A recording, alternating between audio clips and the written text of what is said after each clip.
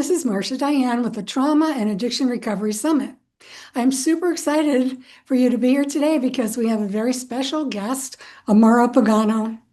Amara is going to be talking to you today about Embodied Awakening, movement as medicine for trauma and addiction. What an interesting topic. Amara Pagano, welcome to our program. Hello, Marcia. Thank you. You're Nice to welcome. be gathered here. So we have a limited time, so I'm going to jump right in. Before we start, though, can you tell me a little bit about yourself and how you got to be an expert in embodied awakening and movement as medicine for trauma and addiction in about 2 minutes or less? Yes, I can. But first, I want to just say thank you for inviting me and including me in this very important work on healing trauma and addiction, and for all the love and dedication that you are putting into this, Marcia, because I know what it takes to do this, and it's a great service to all of us. So thank you very much. You're welcome. Thank you.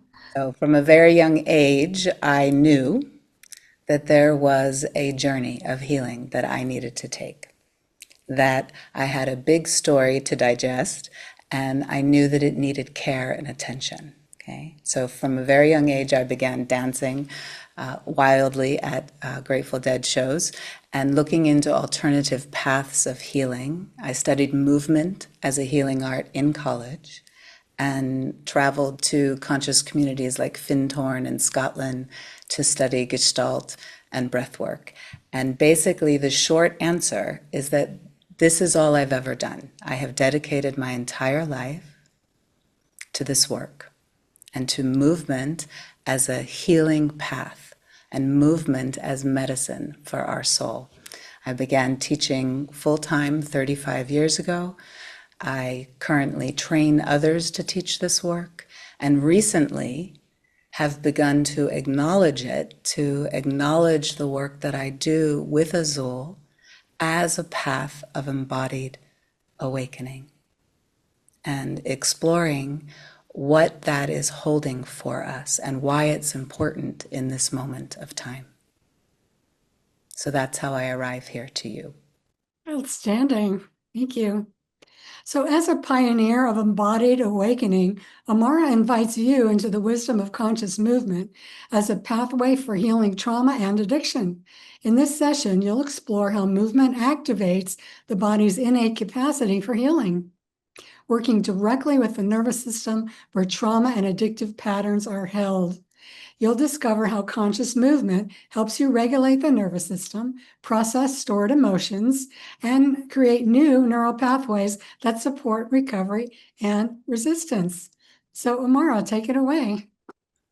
Resilience, I think that hopefully that last word is resilience. Oh, what That's, did I say? Did I say resistance? yeah, it's okay though. Resistance is definitely a part of the journey. So, Resilience, support recovery and resilience. Yep.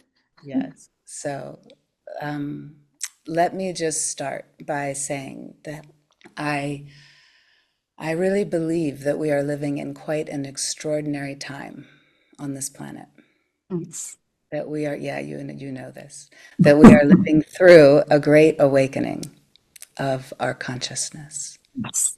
And this involves a great clearing of a lot of accumulated pain and suffering, right? And we can see this rise in consciousness reflected in how much shadow we are seeing in our world.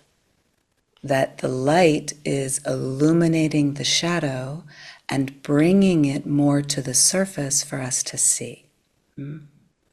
We can also see this rise in consciousness in the way that trauma is much more in our kind of mainstream consciousness. We are much more aware of the effects of trauma. And it can be helpful inside of this to remember that as dark as it seems out there, it is being moved by the light of awareness. Okay? That there are many of us on the planet who are in some journey of awakening, in some way waking up. And this is exciting because it's happening. We are rising, raising our consciousness. If you are gathered here, you are a part of this growing number of souls alive on the planet right now, who are aware that healing is needed, aware that the current paradigm we are living is not the full picture, that there is a more to life, that fear is not the only game in town. And maybe you are even open to the possibility that love is closer to the truth. That who we are in our essence, in our hearts, has much more to do with love than fear. From my perspective, we are awakening to more love. But how do we get there, right? How do we get to living more love? How do we create more peace and harmony and less fear and separation, right? We get there through a healing journey. And I would say a healing journey to love. And from my way of holding things, each of you gathered here is on a healing journey to remember the wholeness that you are. From my perspective, everything that you've encountered in your life is a part of the material that you can use to awaken to the love that you are. We have these experiences, particularly the ones early in life, to give us the material to awaken. From this perspective, your parents and the particular story that you lived and are living right now is what your soul is here to learn and grow through.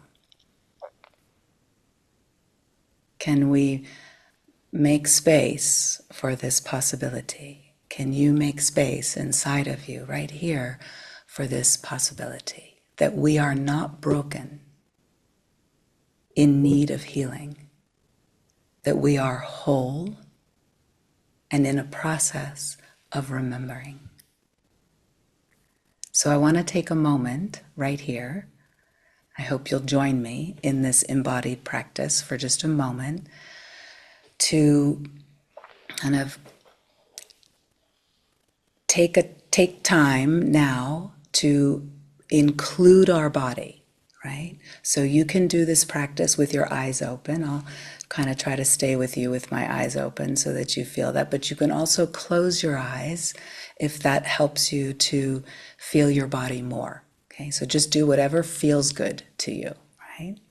And let's slowly begin to include more of your body in this moment, in your awareness, expanding your awareness to include your body. And I want you to notice for a moment, where in your body does your attention go as you start to do that?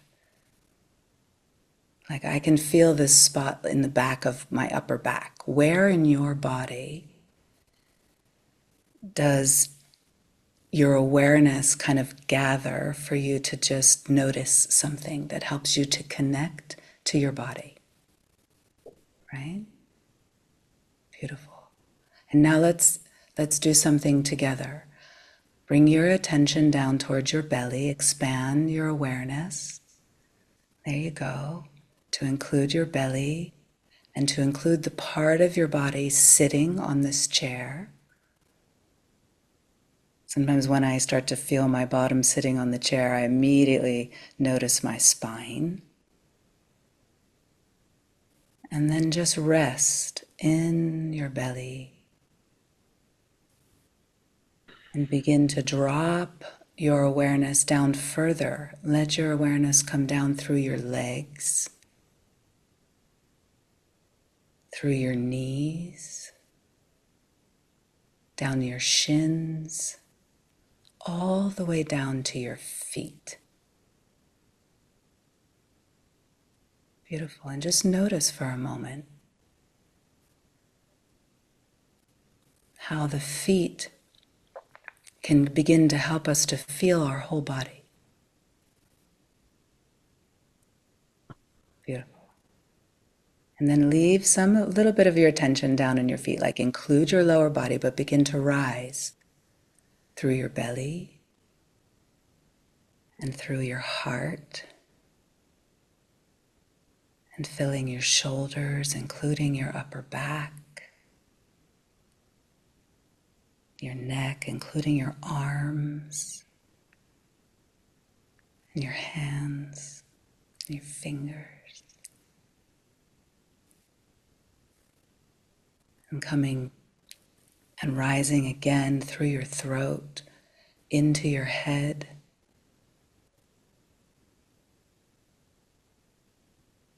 And then from there, just take a moment and really feel the whole body at once.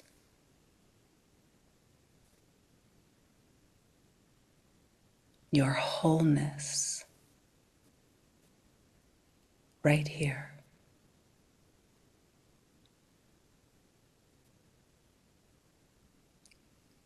And then let's begin to notice our breath inside the body. Let's take a few conscious breaths inside the body. And just noticing how it fills the space inside the body, how it helps you to settle a little more in through your breath, how you can even feel your breath kind of filling all the space through your body. Just see what's possible. Breathing in and breathing out.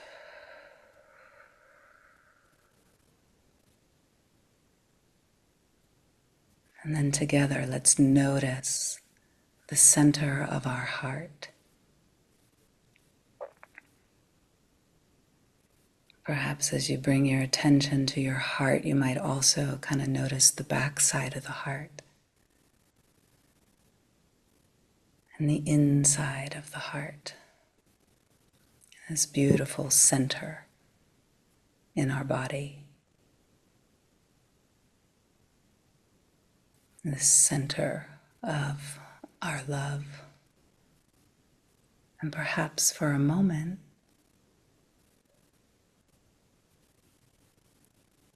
we can just remember ourselves as love.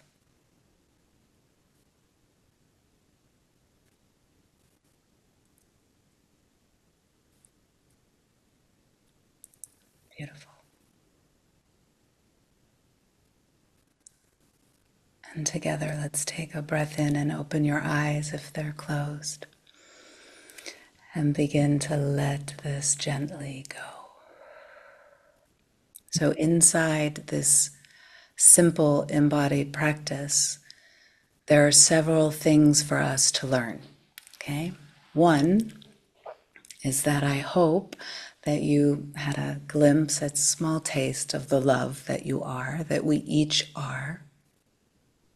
This is the part of who we are as humans where we are all the same. We all have within us love. We may forget it, and it has definitely been covered by lots of accumulated trauma, covered by pain and suffering and patterning and behaviors and beliefs. But under all of it is love. And remembering this, even in this simple 1-minute practice, can be helpful. The second is that I want us to notice the body has an inherent capacity to bring us into wholeness. When we are embodied, when we inhabit our body, like we just did, expanding our awareness to include the body, we begin to taste our wholeness. We have a moment of remembering our wholeness. Now, of course, there are many layers to this. There's ever deepening ways that we can inhabit this body and experience ourselves like this. But even just in this short practice, we get a taste of the body's capacity to connect us to our wholeness. We can also notice that we are able to perceive and receive through the body. We have senses called our interoception and our proprioception that give us a felt sense of ourselves. And this felt sense is a huge and important part of our healing journey. The ability to feel ourselves, to have a felt sense of self, is what creates the conditions for healing and for lasting transformation. You may notice this in your own experience, in your own healing journey, or in supporting others in their healing journey, that you can understand and know something intellectually, but it doesn't shift the pattern. That in order to shift the pattern, we need to have an embodied experience of it.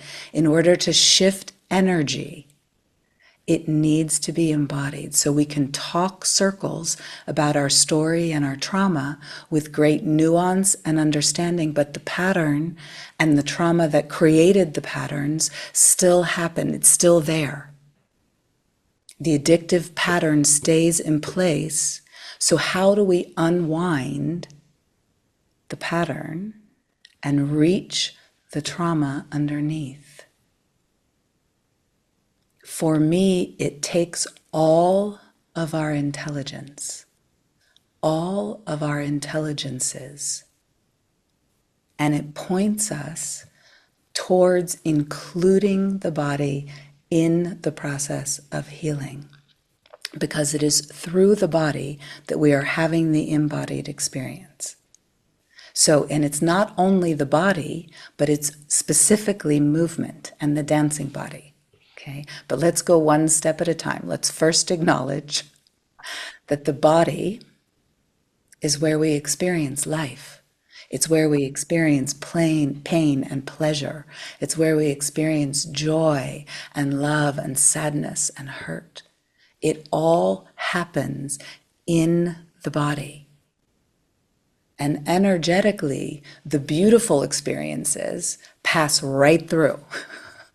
And the ones that we do not know how to digest in the moment get stored in the body until we are able to digest them. It's really quite a brilliant intelligence in a way, that they get stored in the cells and in the tissues and in the nervous system. So when we have a strong experience, either in like a moment that's that has a kind of a shock to it, or in a repetitive situation that we are living through, and we don't know how to process it, those imprints get stored in the body and they form what I call energetic knots, and not just me, but what is called energetic knots. We can understand that this is how our energy gets kind of stuck, right? And then that stuck energy, you can imagine when life force tries to flow through it, it kind of like has to go around it, and it has to go like in all these, it creates certain patterns from it that can be harmful, that cause harm in our lives, right? So in a very simple way, this is part of how addiction is created. We experience something that we don't know how to process because it's too big and too overwhelming. And it gets stored in our body, and it creates patterning of behavior and defense mechanisms that are attempting to try to keep us safe from having to experience the pain again. Walls that keep us safe, right? And anger that keeps people away. We have food and alcohol and drugs to help us not to feel. And then these behaviors create more patterns, and then the downward spiral is in place. Okay? But the good news in all of this is that because it's stored in the body, it is through the body that we can access it. It is through the body that we can tend to the healing and ultimately find the freedom that supports us to create new patterns of behavior and new possibilities of experience. Through the body, we can access what needs to be felt and integrated in order for healing to happen. We can say that healing is a process of feeling and understanding. Feeling what was unable to be felt at the time of the impact. And also understanding what happened and its place in our story. So we can say that all somatic practices that include the body in the process will be helpful to your healing journey. And movement is one of those, and it's particularly direct. It's particularly fast in accessing the material. And the movement can also be fun. I'll just add that. So let me slow down just a minute and complete one of the thoughts from before about how healing needs to be all of our intelligences and needs to include the body. So we can understand that our body has 4 layers, right? It has a physical body, an emotional body, a mental body, and a spiritual body. And this helps us to unite our body, mind, heart, and soul. Now, can you just feel, just in this moment, all the intelligence available through the body? And we currently are pretty disconnected from our bodies. We live in a state where we have been taught to be way too dependent on our thinking mind and what it can give us. And it has created more separation. It's a beautiful part of us, but the thinking mind is not even the whole mind, let alone the whole system of integration of body, mind, heart, and soul. And we need all of it to create lasting transformation. We need the intelligence that comes through our body, that touches the emotional body and the mental body and the spiritual body. We need the information that comes to us from our belly, from our hearts, from our inner knowing and our intuition. We are learning to be able to sense and to feel our way in life, to be able to have a felt sense of ourselves, and learning to trust that feeling. Learning to trust that response that you have in your body when somebody enters your space that isn't like quite right for you. Beginning to include that intelligence as part of how we move, right? And like I said before, we currently live like mostly cut off from that. I would say we give 95% of our attention to our thinking and our thoughts. And one of the gifts of conscious movement is that it reconnects us to our bodies. It reconnects us to our body's intelligence. And not only that, the movement work in terms of healing does something specific. It builds a bridge between our unconscious, you know, like that image of like the tip of the iceberg and like everything that's underneath. So like that tip being our conscious mind and everything underneath being the unconscious. We have a lot in the unconscious. And this is where a lot of the healing lies. Okay, so the movement has this way of building a bridge between the two. Okay, so that what is important for us to understand in our healing journey, we can access it, we can access the unconscious through moving. And let me clarify something. I'm not talking about stylized dance. I'm not talking about learning steps and choreography. I'm talking about free form, intuitive movement where we learn to include the body in the field of listening. We learn to listen through the movement itself.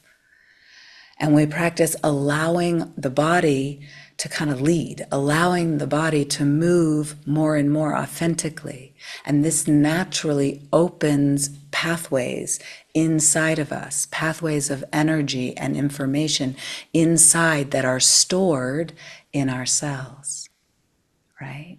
And in the unconscious. And through the movement, it begins to rise into our awareness. Information that rises into our awareness is very different than information that is thought and travels down. Okay? And slowly, layer by layer, the movement supports the energy that is caught in that energetic knot to begin to dissolve layer by layer by layer.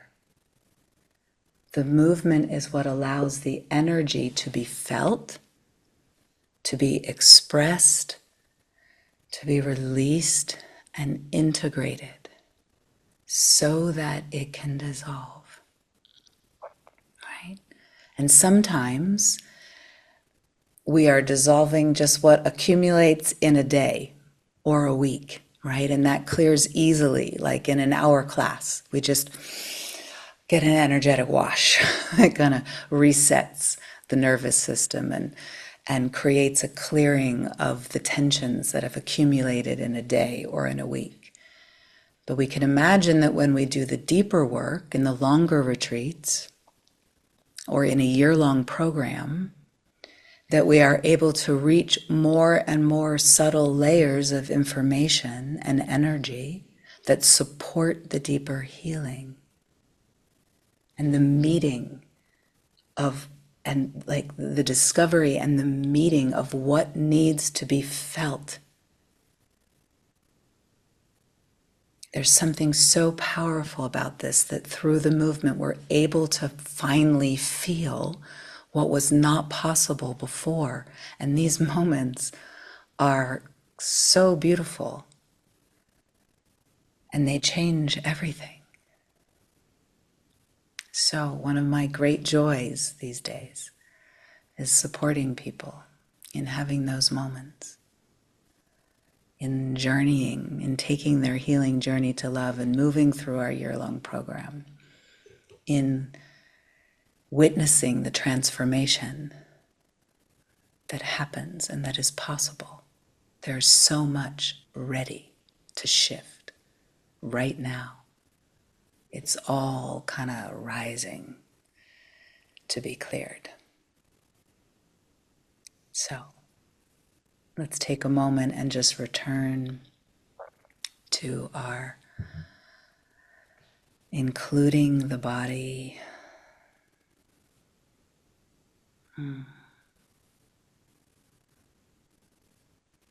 Maybe feeling your belly for a moment. That's a good spot in the body to come home to. Can we honor the body's place in our healing? So I hope that you come away from this session inspired to know that your healing journey is a part of a larger movement, part of the larger human story that is unfolding right now, and that what you do has great effect in your life, on the lives of those around you, and that together we are creating the conditions for a new way of living together on the planet, to come into form, to be embodied, a new way that includes more love. So, thank you for taking this all in. And if you are curious about Azul, I do welcome you to come and experience. I think as part of this summit, you get some 10-minute meditations, movement meditations that you can explore and see if it's something that works for you. Okay, so thank you, Marcy. Just Marcia, sorry, I have it in my head. You are Marcy, and it's not true. It's Marcia. Thank you, Marcia, for taking all of that in. Thank you, Amara. That was beautiful. You have such a calming, peaceful, exciting presence. And you said so many things. I could go off in 10,000 different directions to talk to you more about it. But in the interest of time, we won't do that. But I hope people do experience your program, check out your free gift. I think this is just fabulous what you talked about. And I've worked with addicts and people with PTSD and trauma for a very long time. And you're absolutely right. They hold that in their body and they don't know how to get rid of it. And just talk therapy isn't really enough. So your program sounds wonderful. Oh, thank you for the work that you do, Marcia. It's You're really important too. welcome. Yeah. Okay, so I really appreciate you being here today, Amara. And thank you, dear listeners, for being here and watching this episode of the Trauma and Addiction Recovery Summit. We will see you in the next episode.